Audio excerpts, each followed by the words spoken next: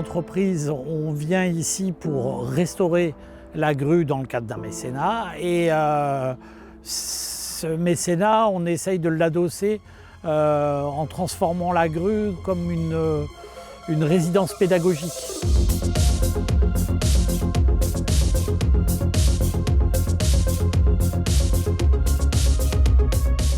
Où on peut y venir pour apprendre le travail à hauteur, pas que la restauration. Donc on a ouvert la grue à tous les gens de bonne volonté qui voulaient apprendre à travailler en hauteur, mais pas que du bâtiment.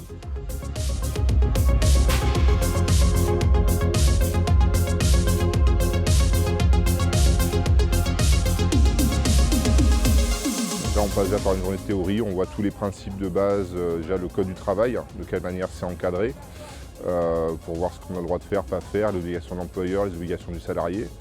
Après, on passe par un cours théorique sur tout l'aspect général de la force choc, identifier le matériel, savoir à quoi il sert, les résistances, etc. Donc voilà, tout un cours théorique général basique.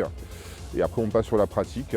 Bien sûr, dans la pratique, on apporte toujours un petit peu de théorie aussi au fur et à mesure dans la pratique, qu'on va repeaufiner un peu avec du matériel, ça va être plus imagé justement.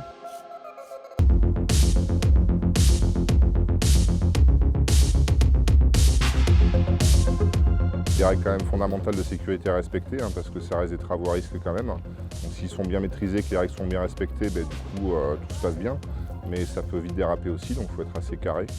Donc il y a pas mal de protocoles à respecter, des référentiels, des textes de loi, donc il faut être dans les clous par rapport à tout ça, quoi. Alors en effet, pour tous les techniciens du spectacle, c'est un peu fondamental. Ça permet de leur avoir un peu des prérequis pour ceux qui ont envie d'aller plus loin. Et même ceux qui ne sont pas attirés par la hauteur, le technicien du spectacle est toujours confronté à la hauteur. Ne serait-ce que monter sur une échelle, on est déjà sur du travail en hauteur, donc il faut pouvoir se sécuriser, apprendre des gestes de base comme bien caler une échelle, porter un casque, c'est déjà la base du travail en hauteur. Mais il faut toujours avoir un regard sur l'autre, parce qu'on n'est pas des machines, on peut faire une erreur, c'est humain, mais là l'erreur n'est pas de part. Donc du coup c'est important d'avoir toujours un regard sur l'autre.